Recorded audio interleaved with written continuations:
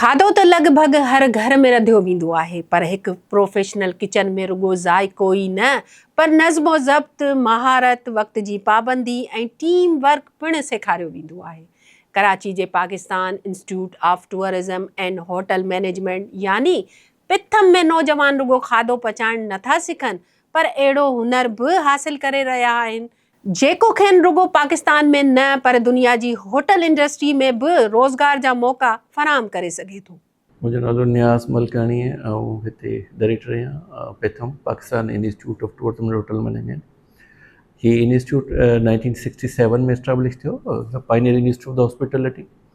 पहले federal government में रहियो ऐं 18th अमेंडमेंट खां पोइ हाणे इहो सूबे में कमु करे थो, administrative control department of culture tourism and antiquities. Basically हिते 3 डिसिप्लिन में असां ट्रेनिंग करायूं था, culinary science, hospitality management, travel and tourism.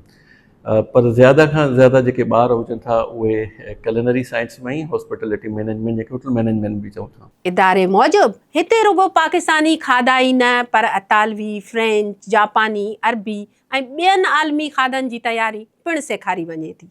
Classroom जी तालीम सां गॾु शागिर्दनि खे अमली तरबियत पिणु ॾिनी वञे थी त जीअं हू पेशावराणे माहौल में कमु करण लाइ तयारु थी सघनि। मूंखे बेकर न शेफ बणण जो इलाही घणो शौक़ु रहियो आहे शुरू खां वठी करे, बल्कि नंढपण खां वठी करे मूंखे इलाही शौक़ु रहियो आहे ऐं मां घर में बि किचन में इलाही कमु कंदी रहंदी आहियां। त मुंहिंजो हिकिड़ी क़िस्म जो इनखे तव्हां पैशन चई सघो था त उहो ई रहियो आहे।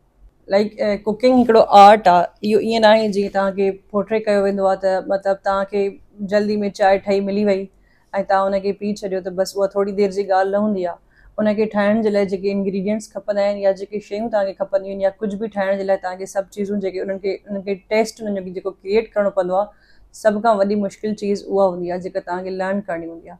बेकिंग खे अक्सर रुॻो केक ऐं पेस्ट्री ताईं महदूद सम्झो वेंदो आहे पर हक़ीक़त में उहो हिकु अहिड़ो फ़न आहे जिते हर ग्राम, हर गर्मी पद ऐं हर मिंट अहमियत रखे थो।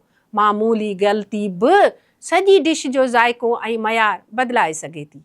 With the same method we can use for New York cheese cake। उसके लिए भी जो बेस वो ये हर काम में से हम आपको एक दफा गुजार रहे होते हैं।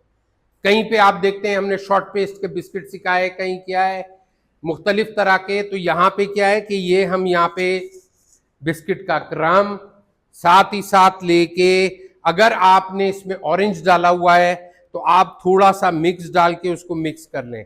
जो ऑरेंज का क्रम होगा तो वो ज्यादा वाटरी होगा, तो ये इसके अंदर कोई लंप वगैरह ना रह जाए। ठीक है जी, तो ये हमने लेके इसके अंदर मिक्स कर लिया। मिक्स करने के बाद we will add a butter.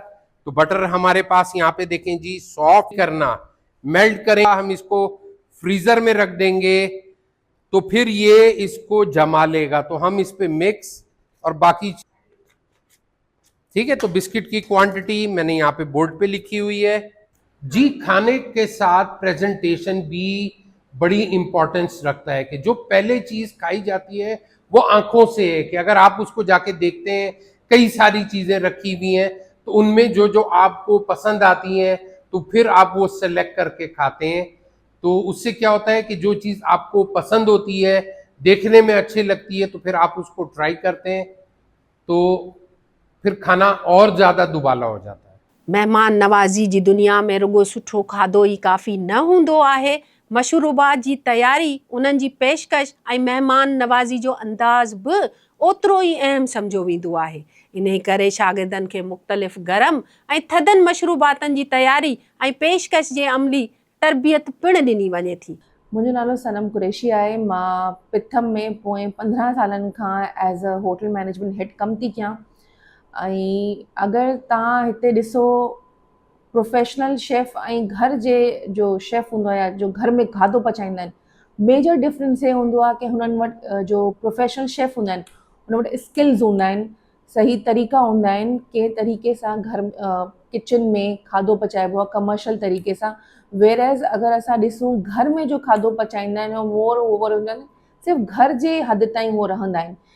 Cooking professionally सिखण जो फ़ाइदो इहो हूंदो आहे कि तव्हांखे स्किल्स डेवलप थींदा आहिनि, तव्हांखे ख़बर आहे कि अॼुकल्ह नया ट्रेंड्स कहिड़ा कहिड़ा आहिनि।